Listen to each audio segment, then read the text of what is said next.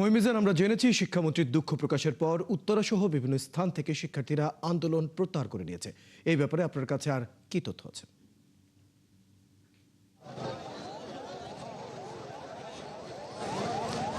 উত্তরা সহ বিভিন্ন জায়গায় যারা সড়ক অবরোধ করে রেখেছিল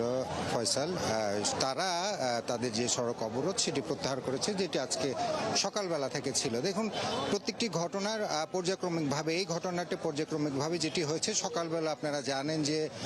বৃষ্টি এবং বন্যার মধ্যে কেন পরীক্ষা অনুষ্ঠিত হলো এবং পদার্থবিদ্যা তাদের শিক্ষার্থীদের একটি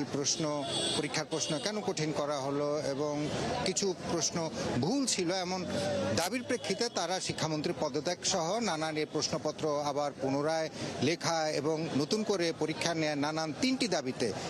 কিন্তু তারা সকাল থেকে সায়েন্স ল্যাবরেটরি মোড়, সেখান থেকে ঢাকা বিশ্ববিদ্যালয় চত্বর, ঢাকা বোর্ড সহ আবার সায়েন্স ল্যাবরেটরি মোড়ে ফেরত আসা এবং সর্বশেষ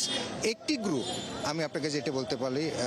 রয়েল, সেটা হচ্ছে একটি গ্রুপ সংসদ ভবন এলাকায় তারা আসে এবং সে প্রেক্ষিতে সন্ধ্যার দিকে আসার পর এখানে মৃদু লাঠিচার্জ হয়, ছত্রভঙ্গ হয়। কিছু ছাত্র কিন্তু এই জায়গা ছেড়ে চলে যায়, কিছু ছাত্র রয়ে যায় এবং সেই প্রেক্ষিতে যখন একটু আগে, আমার মনে বেশি সময় হবে না ফয়সাল, সেটি হচ্ছে যে একটু আগে শিক্ষামন্ত্রী তার সমস্ত ঘটনা এবং তার একটা উদ্ধৃতি নিয়ে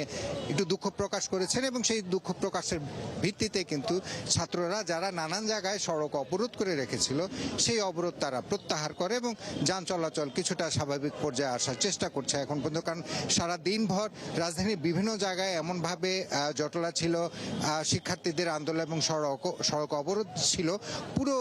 রাস্তা শহর জুড়ে যে রাস্তাঘাটগুলো নানানভাবে জ্যামে আটকানো ছিল, যার কারণে যখন তারা প্রত্যাহার করে নেয় সন্ধ্যার পরে, সেই ক্ষেত্রে আসলে একটু একটু করে জট ছুটতে শুরু করে। আমরা এই মুহূর্তে রয়েছি রয়্যাল, সেটি হচ্ছে যে সংসদ ভবন এলাকা, সংসদ ভবন যে দক্ষিণ প্লাজাটি হয়েছে, যে তারা যখন শুনেছে যে শিক্ষামন্ত্রী এহসানুল হক মিলন তিনি সমস্ত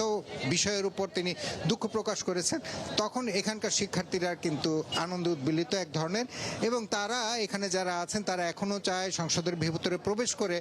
তারা যে সরকারের উচ্চ পর্যায়ে কথা বলে তারা তাদের যে দাবি দেওয়া রয়েছে, এই মুহূর্তে তারা এখনো পর্যন্ত এখানে যারা রয়েছেন শিক্ষামন্ত্রীর পদত্যাগ দাবি করছেন এবং কালকে জানেন যে